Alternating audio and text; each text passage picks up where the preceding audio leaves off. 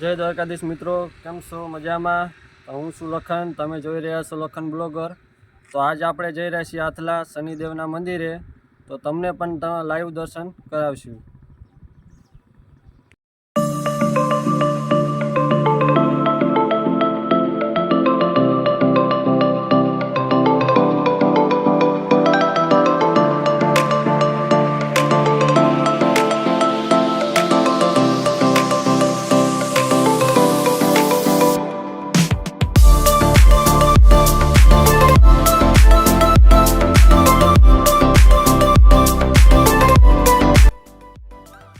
તો મિત્રો આપણે પહોંચી ગયા છીએ જામનગરથી માત્ર આથલા 110 કિલોમીટર છે.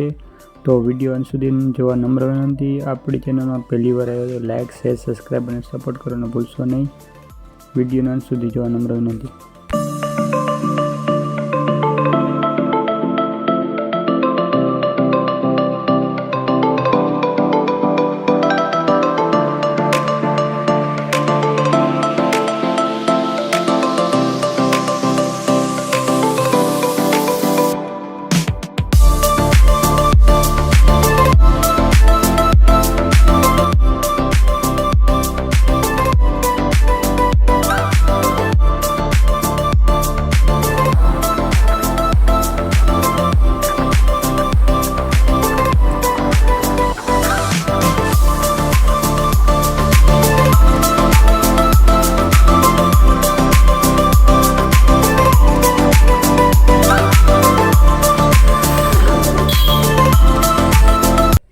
જય દ્વારકાધીશ મિત્રો, તો આપણે પહોંચી ગયા છીએ આથલા, જ્યાં શનિદેવનું મંદિર આવેલું છે.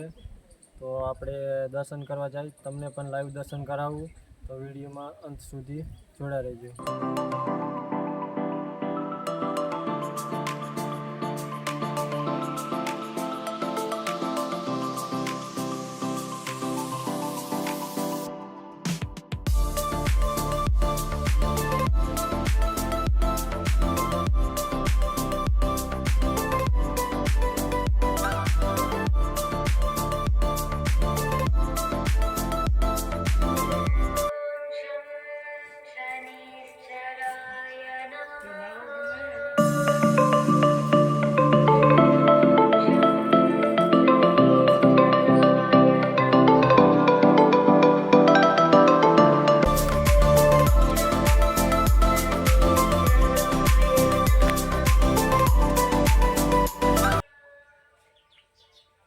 ગુજરાતનું મૂળ શનિદેવનું જન્મસ્થળ છે, જે ભાણવડ તાલુકામાં આથલા ગામની પાદરમાં શનિદેવનું મંદિર આવેલું છે. જામનગર અને પોરબંદર જિલ્લાની સરહદ પર આ સ્થાન આવેલું છે, જે ખૂબ જ પ્રાચીન અને પૌરાણિક છે. જે 8મી સદીમાં બાંધવામાં આવ્યું છે. તે ખૂબ જ પ્રાચીન અને પૌરાણિક છે. ગુજરાત પુરાતત્વ વિભાગ દ્વારા તેને રક્ષિત સ્મારક યાદીમાં તેનો સમાવેશ કરવામાં આવ્યો છે, જે ખૂબ જ પ્રાચીન અને પૌરાણિક મંદિર છે.